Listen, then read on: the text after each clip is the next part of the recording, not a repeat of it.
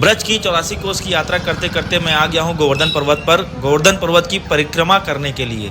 गोवर्धन पर्वत की परिक्रमा वैसे तो 21 किलोमीटर की है, 10-12 किलोमीटर की बड़ी परिक्रमा है और 8 से 9 किलोमीटर की छोटी परिक्रमा है, जो कि पैदल नंगे पैर किया जाता है। अगर आप पैदल नंगे पैर गोवर्धन पर्वत की परिक्रमा करने में असमर्थ हैं तो यहाँ पे ऑटो रिक्शा की भी सुविधा उपलब्ध है। आप ऑटो रिक्शा से भी गोवर्धन पर्वत की 21 किलोमीटर की परिक्रमा कर सकते हैं। वहाँ के विभिन्न तीर्थ स्थलों का दर्शन करके गोवर्धन पर्वत की परिक्रमा पूर्ण कर सकते हैं। आपको पैदल नंगे पैर परिक्रमा का ही फल मिलेगा। और अभी हम जिस स्थान पे खड़े हैं, जिस जगह पे खड़े हैं, ये है दान घाटी मंदिर, गोवर्धन पर्वत का दान घाटी मंदिर। इसी दान घाटी मंदिर के दर्शन करने से गोवर्धन पर्वत की परिक्रमा की शुरुआत की जाती है। वैसे तो आप कहीं की भी, किसी भी मंदिर की भी, किसी भी तीर्थ स्थल की भी परिक्रमा जहाँ से आप शुरुआत करते हैं उसी स्थान पे आके संपूर्ण करते हैं, तब परिक्रमा पूरी मानी जाती है। पर गोवर्धन पर्वत की परिक्रमा इस दान घाटी मंदिर के दर्शन करने से शुरुआत की जाती है और परिक्रमा करने के बाद इस दान घाटी के मंदिर के दर्शन के अंतिम चरण पे परिक्रमा को पूरा किया जाता है। तो चलिए बिना किसी देरी के गोवर्धन पर्वत की परिक्रमा की शुरुआत करते हैं। और परिक्रमा करते करते मैं आपको गोवर्धन पर्वत के छुपे हुए कुछ विभिन्न रहस्य के बारे में बताऊंगा जिनकी जानकारी आपको नहीं है, और श्री कृष्ण की लीला स्थली का दर्शन कराऊंगा जहां पे श्री कृष्ण जी ने लीला की थी, रास किया था राधा रानी के साथ, सखियों के साथ मिलके। और गोवर्धन पर्वत का परिक्रमा करते परिक्रमा मार्ग पे जितने भी तीर्थ स्थल आएंगे उन सभी के मैं आपको दर्शन कराऊंगा। तो चलिए गोवर्धन पर्वत की परिक्रमा की शुरुआत करते हैं। गोवर्धन पर्वत का एक ऐसा रहस्य है जिसके बारे में बहुत लोगों को जानकारी नहीं है। गोवर्धन पर्वत द्रोणगिरि पर्वत के पुत्र हैं।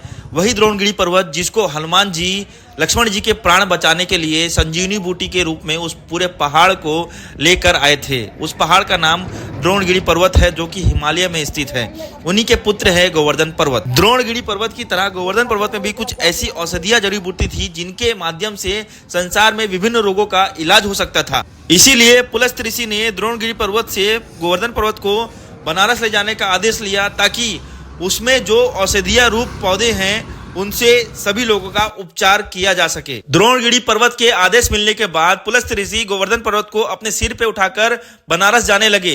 रास्ते में गोवर्धन पर्वत के भारी होने के कारण पुलस्त ऋषि ने गोवर्धन पर्वत को इसी स्थान पर रख दिया। गोवर्धन पर्वत को बनारस चलने के लिए आदेश देने लगे, उनको मनाने लगे कि उनके पिताजी ने, द्रोणगिरि पर्वत ने यह आदेश दिया है कि वह गोवर्धन पर्वत को बनारस ले जाकर वहां पे स्थापित कर सके। और गोवर्धन पर्वत पुलस्त ऋषि के साथ बनारस नहीं जाना चाहते थे, वह इसी स्थान पर जमकर अड़ गए। तब पुलस्त ऋषि ने गोवर्धन पर्वत को बनारस जाने का आदेश दिया। गोवर्धन पर्वत के बार बार मना करने पर पुलस्त ऋषि को क्रोध आया और क्रोध में पुलस्त ऋषि ने गोवर्धन पर्वत को श्राप दे दिया। श्राप यह दिया कि वह हर रोज तिल के दाने के समान छोटे होते जाएंगे। महाभारत और कृष्ण काल के पीछे समय से भी और पौराणिक समय से भी गोवर्धन पर्वत तिल के दाने के समान छोटे होते जा रहे हैं। आज अभी आप देखेंगे गोवर्धन पर्वत का आकार आपको छोटा दिखाई देता होगा। मैं अंदर आपको परिक्रमा के और आगे दिखाऊंगा। यही कारण है कि गोवर्धन पर्वत का इतना छोटा होना, आकार छोटा होना, तिल के दाने के समान रोज रोज घटते जाना पुलस्त ऋषि के श्राप के कारण हुआ है। अब हम गोवर्धन पर्वत का परिक्रमा करते रोड के रास्ते को छोड़कर वन क्षेत्र के रास्ते पे आगे बढ़ रहे हैं। श्री कृष्ण ने जितनी भी लीलाएं की थी, गोवर्धन पर्वत को अपने छोटी उंगली पे उठाया था। इंद्र जी श्री कृष्ण से माफी मांगने आए थे, वो इसी वन क्षेत्र के रास्ते पे हुआ था। और आपको मैं गोवर्धन पर्वत के दर्शन भी कराऊंगा मार्ग पे चलते चलते कि किस तरह पुलस्त ऋषि के श्राप से गोवर्धन पर्वत तिल के दाने के समान छोटे होते गए हैं, उनका आकार कितना छोटा होता गया है। तो चलिए परिक्रमा को जारी रखते हैं और आपको मैं सभी स्थानों का दर्शन कराता हूँ।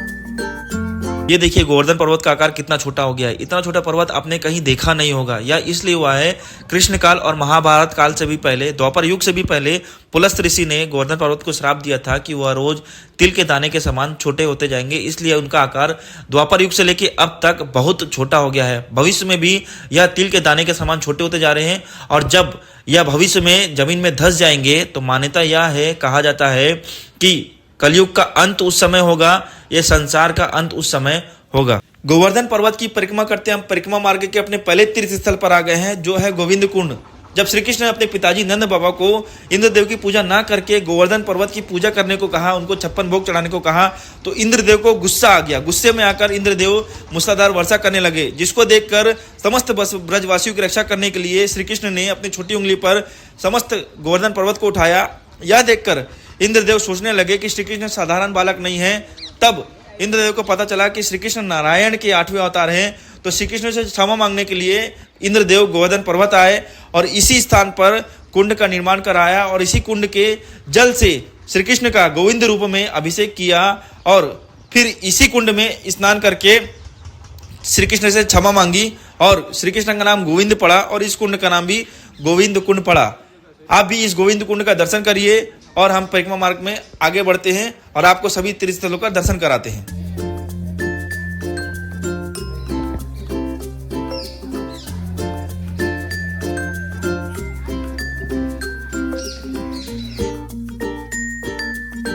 तो अब हम गोवर्धन पर्वत का परिक्रमा करते परिक्रमा मार्ग के दूसरे तीर्थ स्थल पर आ गए हैं, जो है लुकलुक दाऊ जी। इसी स्थान पर बलदाऊ जी, बलराम जी शेर का रूप धारण कर कर श्री कृष्ण को लुक लुक कर, छुप छुप कर देख रहे थे। जब श्री कृष्ण अपने सखियों के साथ मिलकर, गोपियों के साथ मिलकर, राधा रानी के साथ मिलकर महाराज कर रहे थे, तब बलदाऊ जी श्री कृष्ण के बड़े भाई को, श्री कृष्ण को देखने की इच्छा हुई, उनके महाराज को देखने की इच्छा हुई। तब बलराम जी यहाँ पे शेर का रूप धारण कर कर बैठ गए और छुप छुप कर, लुक लुक कर श्री कृष्ण के महाराज को देखकर आनंद उठा रहे थे। यह वही स्थान है जहाँ पर गोवर्धन पर्वत पर श्री कृष्ण के बड़े भाई बलराम जी का शेर के रूप में मूर्ति है। तो आप लुकलुक दाऊ जी का दर्शन करिए, और अब हम परिक्रमा मार्ग के आगे चलते हैं और आपको और तीर्थ स्थल का दर्शन कराता हूं। तो अब हम गोवर्धन पर्वत का परिक्रमा करते परिक्रमा मार्ग के आगे आ गए हैं। अब यहाँ से राजस्थान की शुरुआत होती है। आगे जितने भी तीर्थ स्थल आएंगे, पुछरी का लौठा, श्रीनाथ जी का मंदिर, मुखारविंद, इंद्र जी का मानभंग, सुरभि कुंड, सब राजस्थान में होंगे। तो चलिए आगे बढ़ते हैं, परिक्रमा को जारी रखते हैं, और सभी के दर्शन में आपको तीर्थ स्थल के एक एक करके कराता हूँ।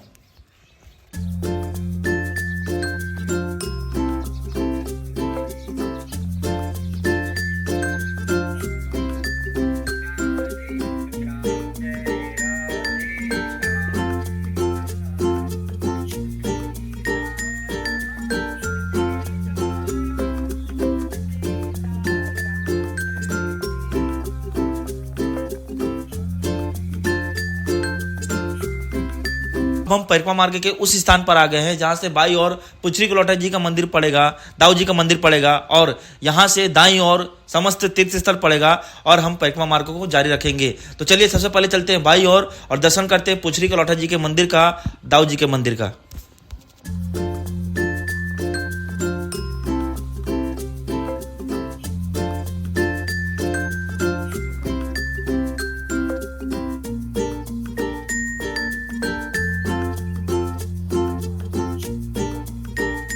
तो अब हम परिक्रमा मार्ग के तीसरे तीर्थ स्थल पर आ गए हैं, पुछरी कलौठा। यह वही स्थान है जब श्री कृष्ण ब्रज छोड़कर जा रहे थे, तो उनके साथ मधुमंगल भी जा रहे थे। तब श्री कृष्ण जी ने मधुमंगल जी को, अपने सखा को कहा कि तुम यहीं पर रुको, और जब ब्रजवासी आएंगे मेरे बारे में पूछेंगे तो उनको बताना। तब श्री कृष्ण जी से मधुमंगल जी ने पूछा कि ओ सखा, ओ श्री कृष्ण, तुम कब लौटोगे? तब श्री कृष्ण ने मधुमंगल जी को कहा कि मैं परसों लौटूंगा।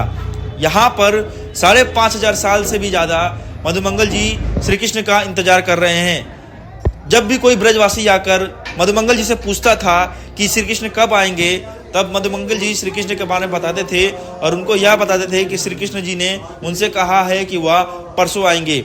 सबके पूछने से यह गांव का नाम पुछरी बन गया, और लौठा श्री कृष्ण के सखा, इस स्थान का नाम तब से पुछरी के लौठा बन गया। आज भी मधुमंगल जी श्री कृष्ण का 5,500 वर्ष से भी ज़्यादा यहाँ पर इंतजार कर रहे हैं इस उम्मीद में कि श्री कृष्ण ने आप इस पवित्र स्थल का दर्शन करिए, पुछरी कलौटा का, जहाँ पर श्री कृष्ण के सखा का संपूर्ण अपार प्रेम नजर आता है, जो कि श्री कृष्ण के बात को मानकर यहीं पर पत्थर की मूर्ति बन गए हैं और श्री कृष्ण का 5,500 साल से भी ज्यादा इंतजार कर रहे हैं। तो आप इस तीर्थ स्थल का दर्शन करिए। ये है दाऊ जी का मंदिर। यहीं पर श्री कृष्ण के बड़े भाई बलराम जी बैठकी लगाया करते थे, खेला करते थे, व्यायाम किया करते थे और इसी कुंड में स्नान करते थे। इस कुंड का नाम है दाऊ कुंड। अब हम आ गए हैं परिक्रमा मार्ग के एक और तीर्थ स्थल पर, श्रीनाथ जी का मंदिर। श्री कृष्ण ने आचार्य वल्लभाचार्य जी को सपने में दर्शन दिया। आचार्य वल्लभाचार्य जी गोवर्धन पर्वत आए और गोवर्धन पर्वत के पत्थर पर वही स्वरूप की मूर्ति देखी जो श्री कृष्ण ने उनको सपने में दर्शन दिया था।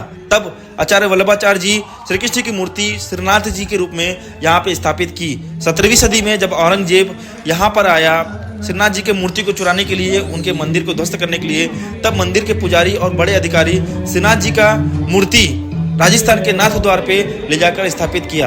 आप इस पवित्र स्थान का दर्शन करिए, श्रीनाथ जी का दर्शन करिए।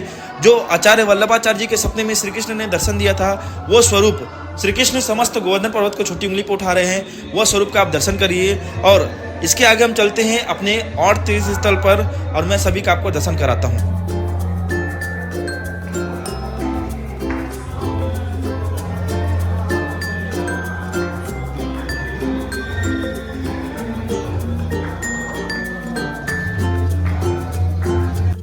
अब हम आ गए हैं उस स्थान पर जहां पर इंद्रदेव का मान भंग हुआ था। इसी स्थान पर श्री कृष्ण ने अपने पिताजी नंद बाबा को गोवर्धन पर्वत की पूजा करने को कहा था, उनको 56 भोग चढ़ाने को कहा था। ऐसा करते ही इंद्रदेव को लगा कि समस्त ब्रजवासी उनका हास परिहास कर रहे हैं, उनका मजाक उड़ा रहे हैं और क्रोध में आकर इंद्रदेव मूसलाधार वर्षा करने लगे ताकि समस्त ब्रजवासी उस वर्षा में उनके बाढ़ में बह जाए। तब श्री कृष्ण ने समस्त ब्रजवासियों की रक्षा करने के लिए समस्त गोवर्धन पर्वत अपनी छोटी उंगली पर उठाया था। यह वही स्थान है। आप इस स्थान का दर्शन करिए, पवित्र स्थान का, और आगे चलते हैं, परिक्रमा को जारी रखते हैं और समस्त तीर्थ स्थल का दर्शन करते हैं।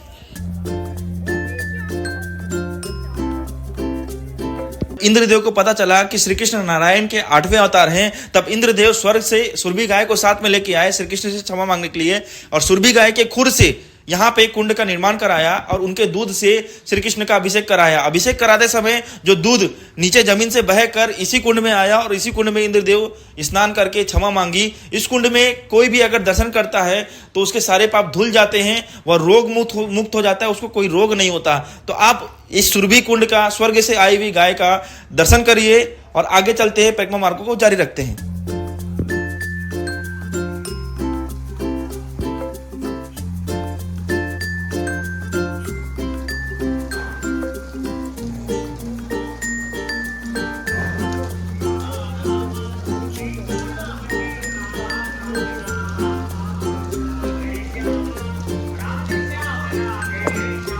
तो अब हम गोवर्धन पर्वत का परिक्रमा करते आ गए हैं उस खास स्थान पर जहां पर श्री कृष्ण ने लीला दिखाई थी।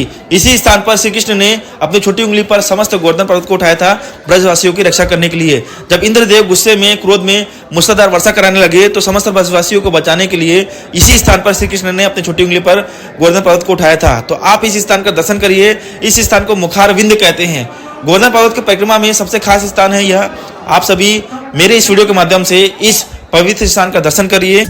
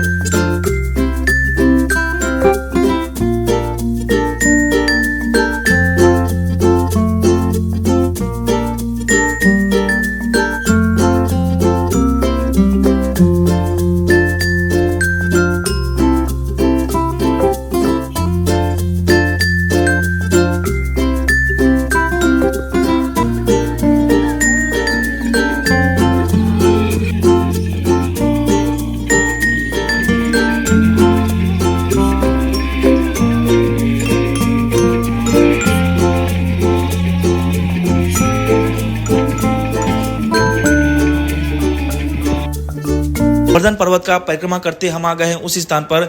यहाँ पे वन्य क्षेत्र का मार्ग खत्म होता है और रोड का मार्ग चालू होता है। यहीं पे हमारी जो बड़ी परिक्रमा है 8 से 12 किलोमीटर की, वो भी यहाँ से खत्म होती है और रोड के मार्ग से 1-2 किलोमीटर आगे जाने पर छोटी परिक्रमा चालू होती है जो कि 8 से 9 किलोमीटर की है। और यहाँ से वन क्षेत्र का जो मार्ग खत्म होता है वहीं पे एक प्यारा सा सुंदर सा दुर्लभ वन है। आप इस वन का दर्शन करिए। यहाँ का दृश्य इतना अच्छा मनमोहक है, आप भी दर्शन करिए और चलते हैं, जारी रखते हैं परिक्रमा को।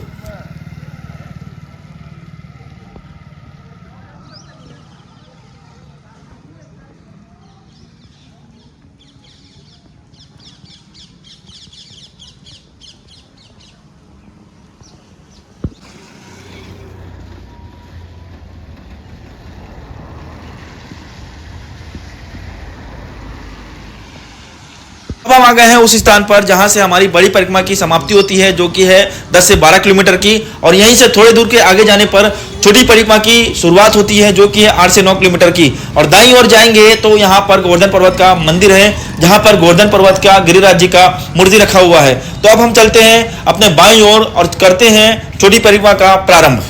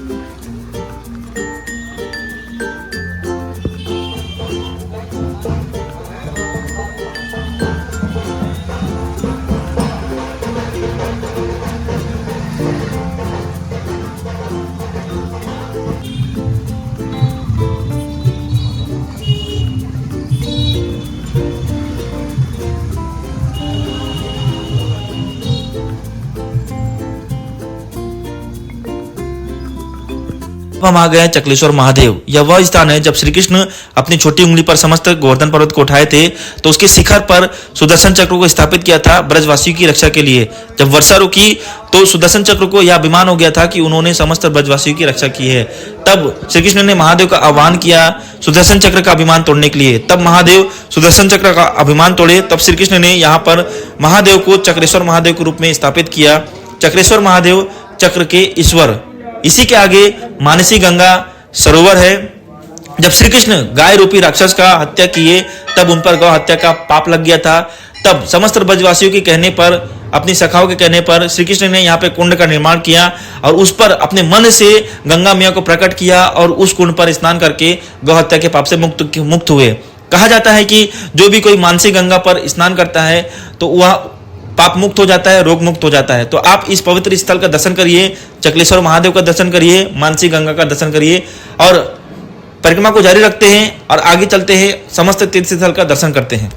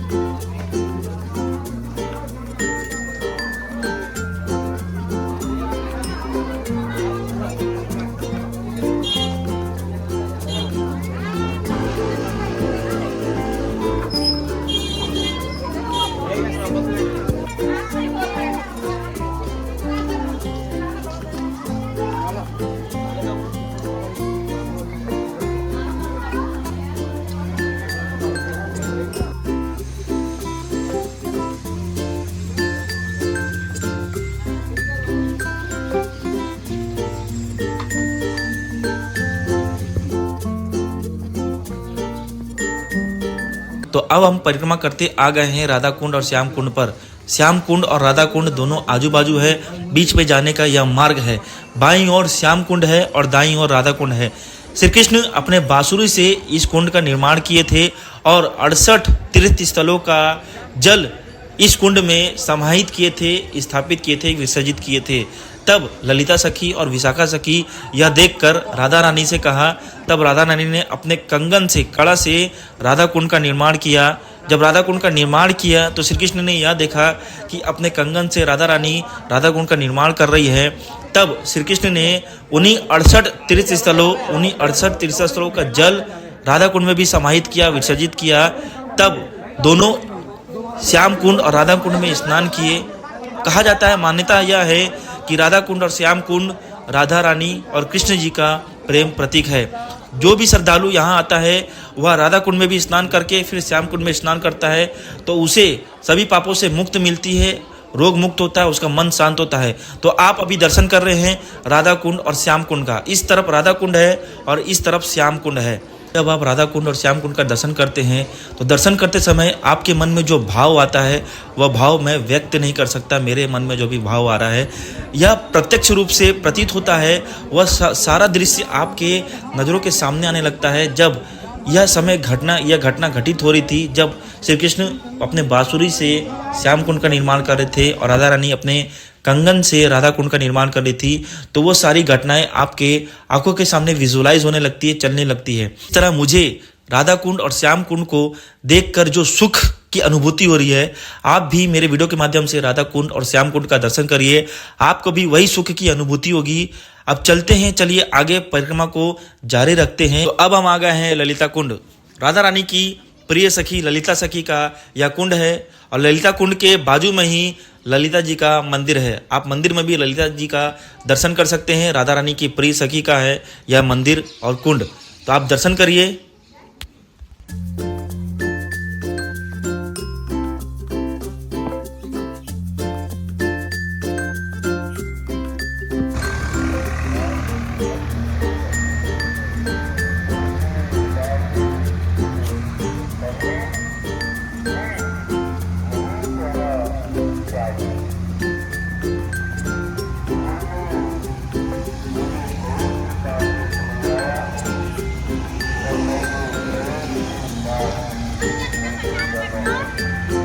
हम आ गए हैं कुसुम सरोवर। यह सरोवर राधा रानी को अति प्रिय था। यहाँ पे कदम का वन भी हुआ करता था। राधा रानी कुसुम सरोवर में स्नान करके कुसुम का फल चुना करती थी और अपने केस में, बालों में लगाया करती थी। कथा यह भी है कि एक बार इन कटीली झाड़ियों में राधा रानी का दुपट्टा चुन्नी फंस गया था। तब श्री कृष्ण माली का वेश धारण करके राधा रानी की मदद करने आए थे। कहा यह भी जाता है कि श्री कृष्ण और राधा रानी एकांतवास में यहाँ पे मिला करते थे। श्री कृष्ण राधा रानी का बाल संवारा करते थे, कंघी किया करते थे, उनके बालों में कुसुम का फूल लगाया करते थे। तो आप दर्शन कर रहे हैं कुसुम सरोवर के। अब इसके आगे गिरिराज गोवर्धन जी का मंदिर है। मंदिर का दर्शन करके हम आगे चलेंगे तो मानसी गंगा का मुख्य द्वार है। हम चकलेश्वर महादेव में मानसी गंगा के पीछे वाले रास्ते से दर्शन किए थे, पर इसके आगे मानसी गंगा का मुख्य द्वार है। मुख्य द्वार के से अंदर जाके हम मानसी गंगा का दर्शन करेंगे। उसके बाद हमारा परिक्रमा खत्म होता है, दानगटी मंदिर आता है। दानगटी मंदिर का दर्शन करने के बाद हम परिक्रमा का अंत करेंगे। हम दानगटी मंदिर का दर्शन करके ही परिक्रमा की शुरुआत किए थे और दानगटी मंदिर का दर्शन करके परिक्रमा का अंत करेंगे। तो चलिए परिक्रमा को जारी रखते हैं और आगे मैं आपको गिरिराज जी का दर्शन कराता हूँ, मानसी गंगा का दर्शन कराता हूँ।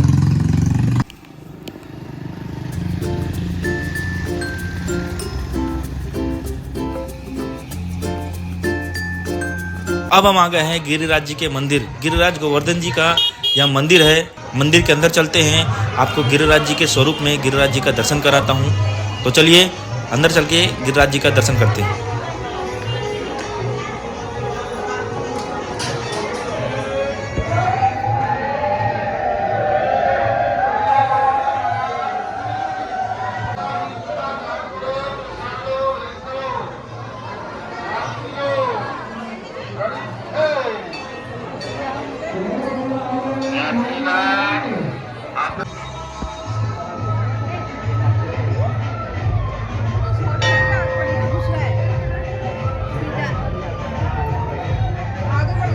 अब हम आ गए हैं मानसी गंगा के मुख्य द्वार पर।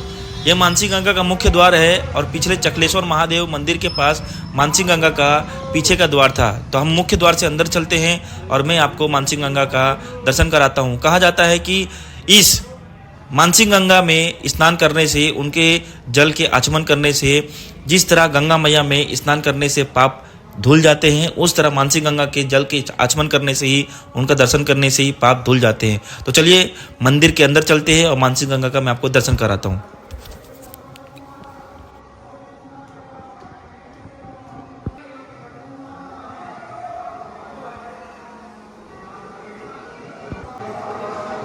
आज के पावन पर्व पर गोवर्धन पर्व के सभी तीर्थयात्रियों का मंदिर श्री गिरिराज महादेव मुकुट के साथ काम आपका हार्दिक अभिनंदन करता है। आपका नमस्कार। श्री गिरिराज बाबा के मंदिर जाके अपने सामने संरक्षा